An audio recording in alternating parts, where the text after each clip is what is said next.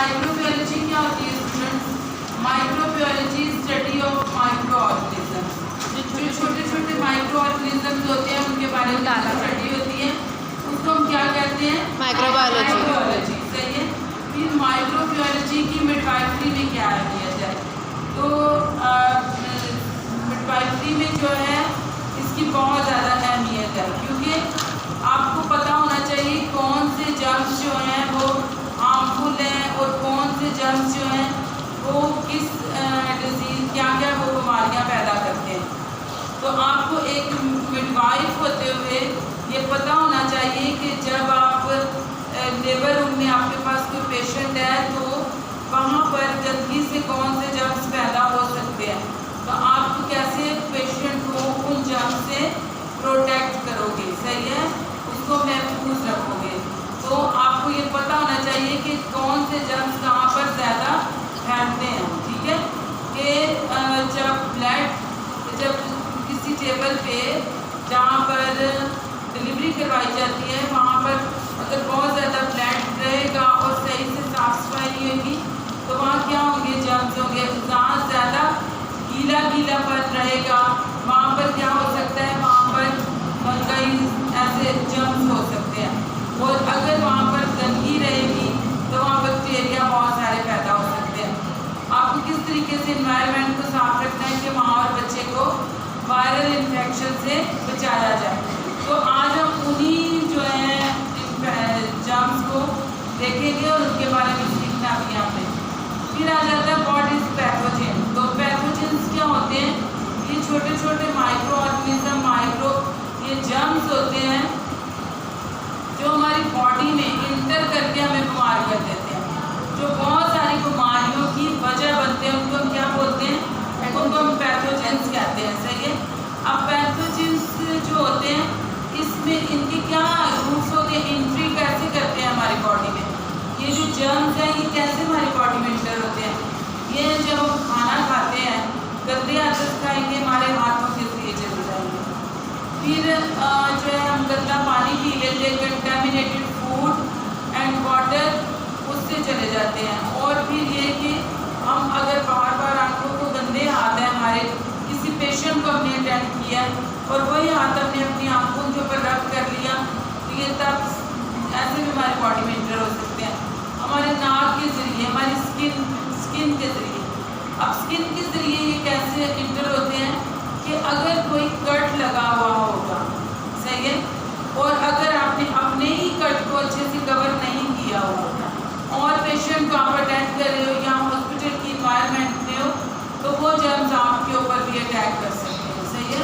तो जो भी ओपन वुंड्स होते हैं उनको अच्छे से क्लीन करना और उनको कवर करना बहुत ज़रूरी होता है। सही है, ताकि बहुत सारे जो जर्म्स हैं उनसे बचाया जाए। सही है।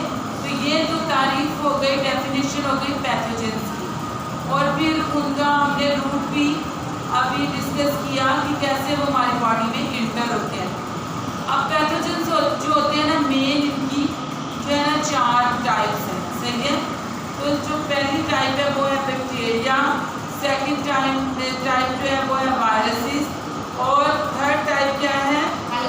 हेलमिंथस और प्रोटोजोआ। सही है। तो ये जो है ना ये अब इनको एक एक करके डिस्कस करते हैं। बैक्टीरिया क्या होते हैं? तो ज़्यादातर बैक्टीरिया जो होते हैं एक ही खुलिए पर मुश्तमिल होते हैं। सही है। और ये खुर्दबीन से नज़र आ जाते हैं, नज़र आ सकते हैं, मतलब इनको हम देख सकते हैं। सिंगल है तो इसलिए हम इसको देख सकते हैं। कुछ बैक्टीरिया आमतौर पर जिस्म पर भी मौजूद ही हर वक्त रहते हैं, जो बीमारी की वजह कभी कभी नहीं भी बनाते। सही है। जो रेजिडेंस, जिसको हम बोलते हैं रेजिडेंस, और एक ये नॉर्मल, मैंने आपको क्या बताया था, 2 टाइप का फ्लोरा होता है। एक नॉर्मल फ्लोरा जो होता है ना, वो जर्म्स जो होते हैं वो हमारी बॉडी के लिए नुकसानदेह नहीं होते। सही है। तो ये कौन से हैं?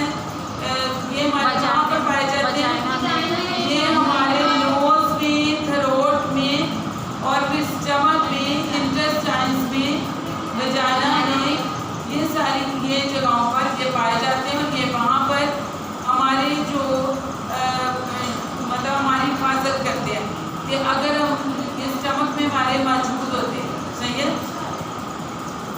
और अगर हमारे कोई गंदी चीज़ चली भी जाती है तो क्या होता है कि ये उसको किल कर देते हैं, लेकिन वजह ये है कि ये हमारी बॉडी में अच्छे तो मौजूद होने चाहिए, सही है।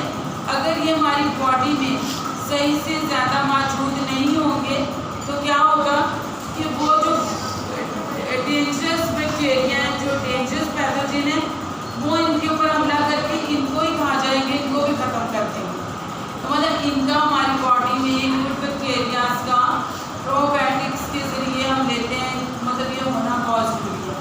जैसे कि दही जो है ये बहुत अच्छा है, दही के अंदर जो ये बैक्टीरिया हैं ये फाइट करते हैं उन बैड बैक्टीरिया के खिलाफ, सही है।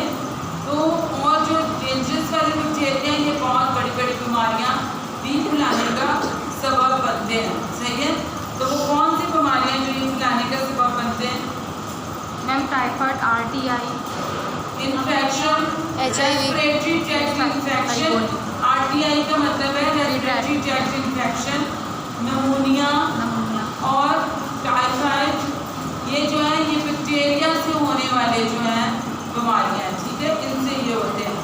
अच्छा, अब इनकी जो टाइप्स हैं इनकी बैक्टीरिया की, इसमें स्टेप्टोकोकस होता है, इकोलाई होता है, स्टेप्टोकोकल होता है और साल्मोनेला टाइफाइड होता है, ठीक है।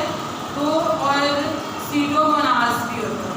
ये इन बैक्टीरियाज के नाम हैं, ठीक है। वो जो पिक से भी आप इनको देख सकते हो और ये इनके नाम है। ये बैक्टीरिया जो है मुख्तलिफ जगहों पर जाकर मतलब ये बीमारी फैलाने का बायस बनते हैं। तो ये 5 बैक्टीरिया के नाम हैं और ये कौन कौन सी? Respiratory tract infection, typhoid, pneumonia, ये बना सकते हैं, इसकी वजह से ये बीमारियाँ होती हैं। अच्छा, अब बात करते हैं, अच्छा ये कुछ जो होते हैं ना ये छोटे छोटे स्पोर्स की शक्ल में भी होते हैं, मतलब ये रह जाते हैं और इसको भी किल करने के लिए हमें एंटीबायोटिक कवर देना पड़ता है। मतलब उसके अलावा अगर ये बॉडी में इंटर हो गए और कोई बीमारी हो गई, जैसे निमोनिया हो गया, टाइफाइड हो गया, तो फिर ये खुद ब खुद ख़त्म नहीं होंगे। इनको ख़त्म करने के लिए हमें क्या देने की ज़रूरत है? एंटीबायोटिक देने की ज़रूरत होती है। फिर नेक्स्ट हमारा जो है वो क्या आ जाएगा? वायरस। तो वायरस क्या होता है कि वायरस वो जंतर जो अपनी अफजाइश जो है एक मेज़बान से लेते हैं, मतलब मेज़बान जो बुनियाद पर ये इन्हिसार करते हैं। जैसे कि एक पर्सन जो है वो सीख गया, छींक रहा है, उसको नज़ला ज़ुकाम है, तो वो क्या करेगा कि वो दूसरे को दे देगा। जैसे कि फॉर एग्जांपल अभी मुझे बहुत ज़्यादा फ्लू हो रहा है और मैं यहाँ छींक रही हूँ, तो मैं आप सबके पास वो जर्म्स को फैला रही हूँ, सही है। तो वायरस क्या होते हैं? वायरस इस तरीके से फैलते हैं, हवा के जरिए। आपको पता है कि जब कोरोना वायरस आया था तो ये बहुत ज़्यादा हो गया था कि किसी से हाथ नहीं मिलाना, कोई छींक रहा होगा तो आपने उससे इतने फीट का फासला रखना है, मास्क पहनना है। तो मतलब एक वायरस है इसलिए। तो अब वायरस जो है, वायरस कौन से होते हैं, इसकी जो मिसालें हैं जो इन्फेक्शन बना सकते हैं वो कौन से हैं? लाकड़ा काकड़ा है, लाकड़ा काकड़ा भी हो सकता है। चिकन पॉक्स जो होता है वो पता है आपको कि अगर एक बच्चे को हो जाए या किसी बड़े को हो जाए तो दूसरे को भी हो सकता है। फिर वबाई ज़ुकाम, यानी वबाई ज़ुकाम ये है कि अभी जैसे सर्दियों का सीज़न आ रहा है तो एक को होगा, 2 को होगा, 3 को, फिर ऐसे सभी को होना शुरू हो जाएगा। फिर इन्फ्लुएंजा आ जाएगा, इसी तरीके से खसरा भी अगर एक को हो फिर दूसरे को भी। इसीलिए जब किसी एक बच्चे को स्कूल में खसरा हो जाए या मीज़ल्स हो जाए या ये चिकन पॉक्स हो जाए तो फिर ये करते हैं टीचर्स भी कि उसको क्या कहते हैं कि आप अपने घर में बच्चे को आइसोलेट रखो। आइसोलेट का मतलब ये होता है एक ही जगह पर उसको महफूज कर दें, सही है, दूसरे लोगों से उसका रब्ता कम होना। तो ये क्या होता है कि फिर दूसरे बच्चे जो है वो इससे इन्फेक्टेड नहीं होते। फिर पोलियो, फिर बावलापन, रेबीज और फिर इसके अलावा क्या है शदीद, जो आपको पता है कि वायरस से इन्फेक्शन है शदीद वाले, वो कौन से? HIV और इम्यून डेफिशिएंसी डिजीज़। आपको पता है कि HIV एक से दूसरे को ट्रांसफ़र हो जाता है, यानी एक मेज़बान है वो दूसरों को मतलब उससे ये फैल सकता है, ठीक है, यानी होस्ट है। जो ये पोलियो है ये भी एक से दूसरे को लग सकता है। हाँ, इसके भी सारे मतलब वायरस है ना, तो इसीलिए अब हमारे यहाँ पाकिस्तान में भी वायरस को जो है ये पोलियो का बहुत कम होता जा रहा है, क्योंकि अब बच्चों को घरों में भी हम जा के इसके कतरे दिए जाते हैं, वैसे भी अवेयरनेस बहुत दी जाती है, तो अब काफ़ी हद तक ये क्या हो गया, ये कम हो गया।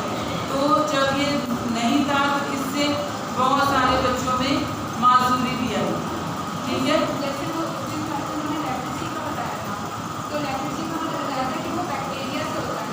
हाँ, तो वो किसी और को लग सकता है एक दूसरे से? नहीं, बैक्टीरिया का मैंने आपको बोला था कि बैक्टीरिया का जो रूट होता है वो क्या होता है, हाँ, वो किसी कट से वैसा इंटर होता है, ब्लड स्ट्रीम से इंटर होता है चीज़ें, लेकिन वायरसेस जो होते हैं ये एक मेज़बान होता है। आप उस क्वेश्चन को अंडरस्टैंड करो कि हम बात क्या कर रहे हैं।